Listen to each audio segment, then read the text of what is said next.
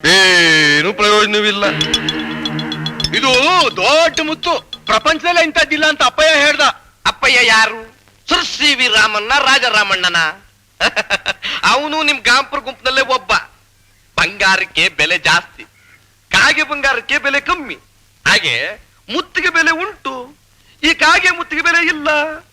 ಕಾಗೆ ಮುತ್ತು ಅಂದ್ರೆ ಆಳ್ ನೋಡಿದ್ರೆ ಆಕಾರ, ಬಾಳ್ ನೋಡಿದ್ರೆ ಬಡ್ಕೋಬೇಕು ಅಂತಾರಲ್ಲ, ಹಾಗೆ ಇದು ಬರೀ ನೋಡೋದಕ್ಕಷ್ಟೇ. ಸುಳ್ಳು, ನಾನ್ ನಂಬೋದಿಲ್ಲ. ನೀನ್ ಮೋಸ ಮಾಡ್ತಾ ಇದೀಯಾ.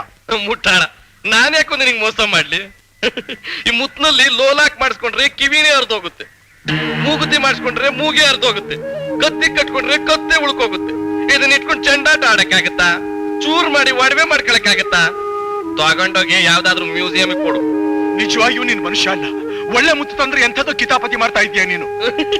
ನಿನ್ ಮಾತ್ ನಿಜಾನೇ, ಅಪರೂಪವಾದ ಮುತ್ತೆ, ಆದ್ರೆ ಬೆಲೆನೇ ಇಲ್ವಲ್ಲೋ.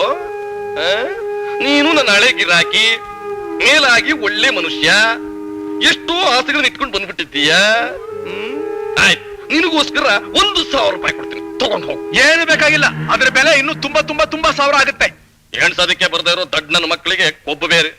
ಏನಂತೆ? ಆಯ್ತು, ನನ್ನ ಮೇಲೆ ನಿನಗೆ ನಂಬಿಕೆ ಇಲ್ಲದೆ ಇದ್ರೆ ಅಕ್ಕಪಕ್ಕ ಬೇಕಾದಷ್ಟು ಜನ ಏಜೆಂಟ್ಸ್ ಇದ್ದಾರೆ, ಅವ್ರನ್ನು ವಿಚಾರಿಸು. ಭಂಡಾರಿ ಚೌಧರಿ ಕೇಶವಲ್ಲ, ಸ್ವಲ್ಪ ಬನ್ನಿ ಇಲ್ಲಿ.